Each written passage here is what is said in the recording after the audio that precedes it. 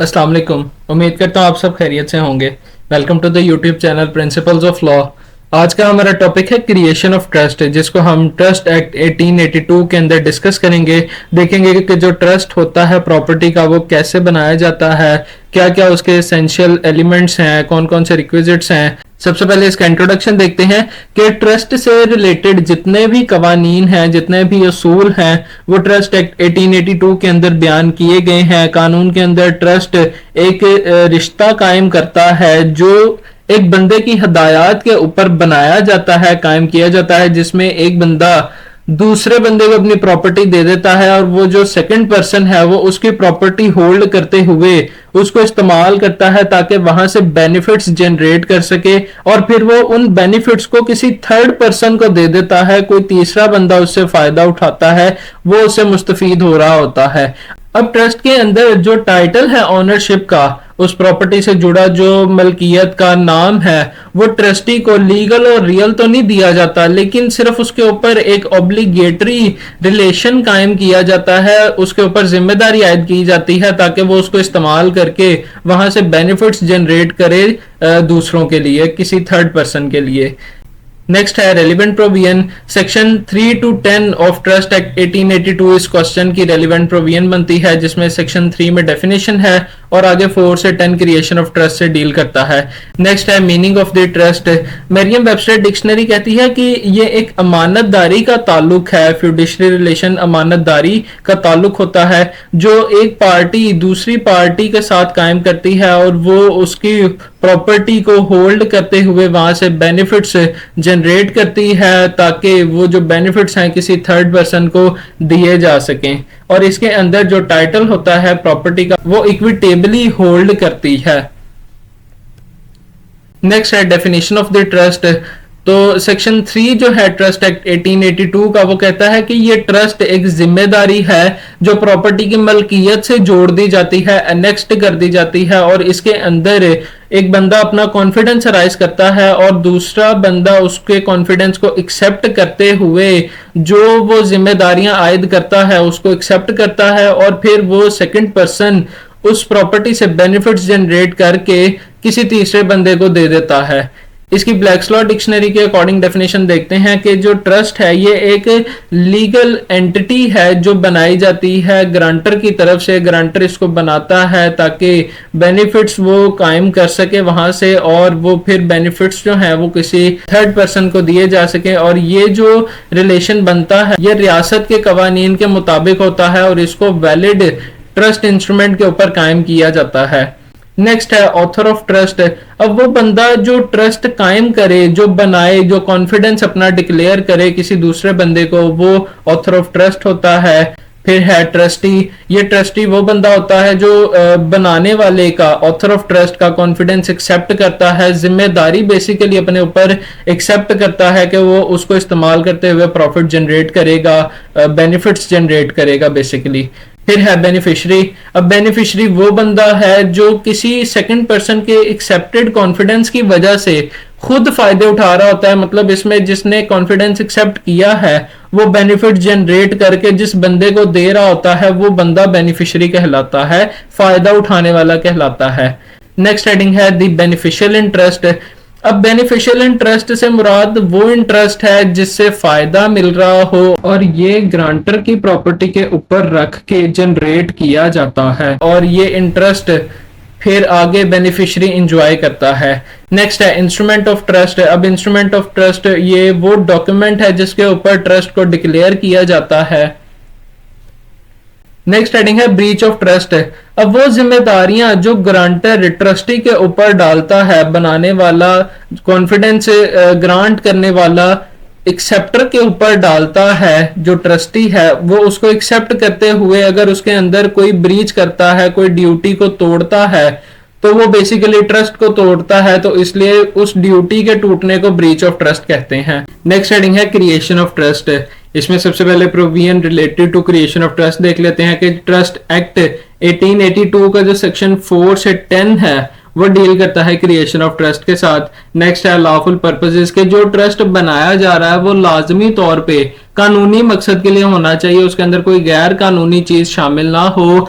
वो ट्रस्ट तब तक लॉफुल रहता है जब तक उसके अंदर कोई ऐसी चीज ना आ जाए जो कानून के अंदर मना हो या फिर वो कानून की किसी प्रोविजन के खिलाफ बन जाए। वो ट्रस्ट ऐसा हो जो कानून के किसी प्रोविजन को तोड़ता हो या फिर उसके अंदर कोई फ्रॉड शामिल हो, उसके अंदर कोई ऐसा मकसद शामिल हो जो नुकसान पहुंचा रहा हो किसी बंदे को या किसी प्रॉपर्टी को, या फिर अदालत उस चीज को गैर अखलाकी समझे या फिर वो ये कहे कि ये पब्लिक पॉलिसी के खिलाफ है।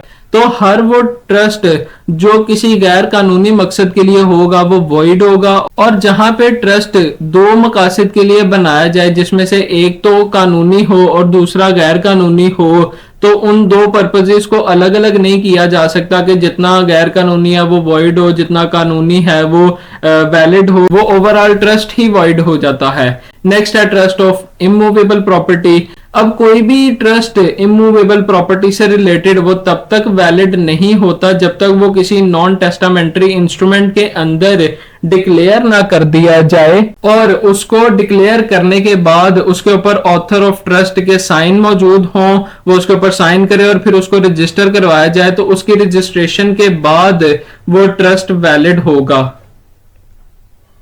नेक्स्ट हेडिंग है ट्रस्ट ऑफ मूवेबल प्रॉपर्टी।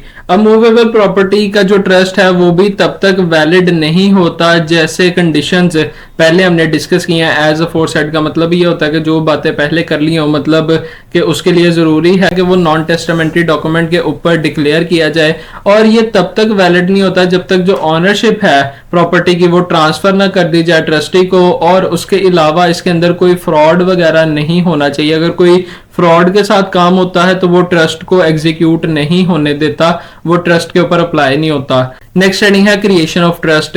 तो जहां तक बात है ट्रस्ट को क्रिएट करने की, तो सेक्शन 5 इसमें बात करता है कि इसमें लाजमी तौर पे बंदे की जो ट्रस्ट बना रहा है वो अपनी इंटेंशन वाजे करेगा कि मैं ट्रस्ट बनाना चाहता हूं, फिर वो अपना ट्रस्ट का पर्पस बयान करेगा, फिर वो बेनिफिशियरी भी बताएगा कि कौन लोग इस ट्रस्ट से मुस्तफीद होंगे, और उसके अलावा वो ट्रांसफर करेगा ट्रस्ट प्रॉपर्टी भी ट्रस्टी को।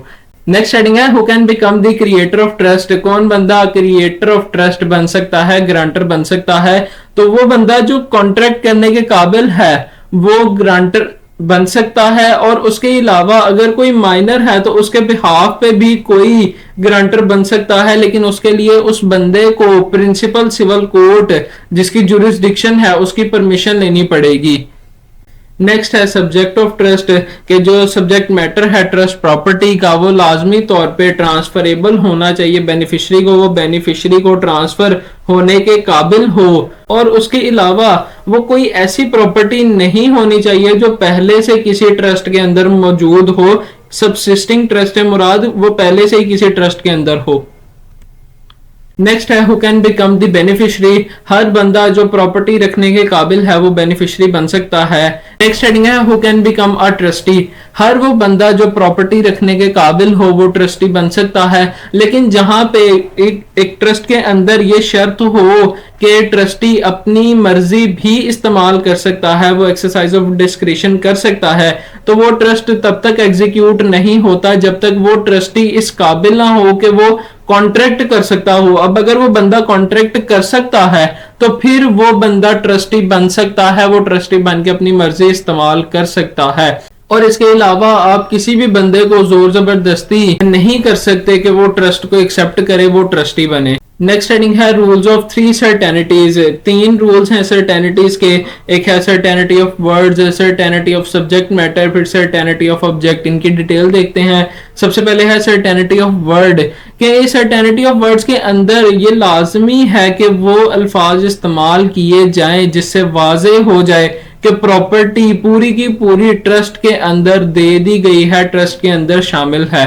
नेक्स्ट है सर्टेनिटी ऑफ सब्जेक्ट मैटर। अब जो सब्जेक्ट मैटर है वो इस काबिल हो कि वो ट्रांसफरेबल हो बेनिफिशियरी को। प्रॉपर्टी मूवेबल भी हो सकती है, इमूवेबल भी हो सकती है। जो भी प्रॉपर्टी है वो लीगली तौर पे ट्रांसफरेबल होनी चाहिए। नेक्स्ट है certainty of object.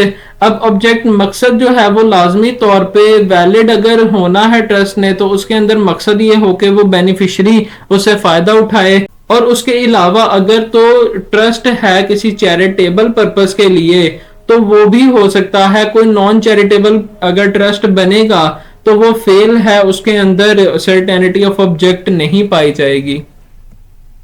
Next heading है requisites essentials of valid trust. क्या क्या चीजें वैलिड ट्रस्ट के लिए जरूरी होती हैं। इसके अंदर ऑथर ऑफ ट्रस्ट की इंटेंशन चाहिए होती है, बेनिफिशरी चाहिए होते हैं, फिर उसके बाद जो पर्पस हो ट्रस्ट का वो लॉफुल हो, सब्जेक्ट मैटर हो, और प्रॉपर्टी लाजमी तौर पे ट्रांसफरेबल होनी चाहिए, ट्रांसफर किया जाए पोजेशन का ट्रस्ट प्रॉपर्टी का। नेक्स्ट है how a valid trust is created. अब वैलिड ट्रस्ट बनाने के लिए ये जरूरी है कि ऑथर जो बयान कर रहा है अपने अल्फाज वो इस रीजनेबल सर्टेनिटी में हो कि वो वाजे करें उसकी नीयत के वो ट्रस्ट बनाना चाह रहा है। फिर उसके बाद जो मकसद है ट्रस्ट करने का किसी भी प्रॉपर्टी को वो भी लॉफुल होना चाहिए। फिर उसके बाद जो बेनिफिशरी है या बेनिफिशरीज एक से ज्यादा बेनिफिशरी है तो वो नॉमिनेट किए जाते हैं लाजमी तौर पर ट्रस्ट बनाते वक्त। फिर उसके अलावा अगर तो ट्रस्ट विल के जरिए से डिक्लेयर हुआ है या फिर ऑथर ने, ट्रस्ट का जो ऑथर है उसने खुद ये कहा है कि मैं ही ट्रस्टी होऊंगा, फिर ऐसी सूरत में ट्रस्ट प्रॉपर्टी ट्रांसफर की जाती है ट्रस्टी को। लास्ट पे हमारे पास कंक्लूजन आ जाएगी। तो उम्मीद करता हूँ आपको आज का मेरा लेक्चर पसंद आया होगा और ये आपके लिए काफी हेल्पफुल भी साबित होगा। जाते जाते आपसे रिक्वेस्ट है कि चैनल को सब्सक्राइब करें, बेल आइकन पर प्रेस करें और इस वीडियो को, इस लेक्चर को अपने दोस्तों के साथ ज्यादा से ज्यादा शेयर करें। जज़ाकल्लाह, अल्लाह हाफिज।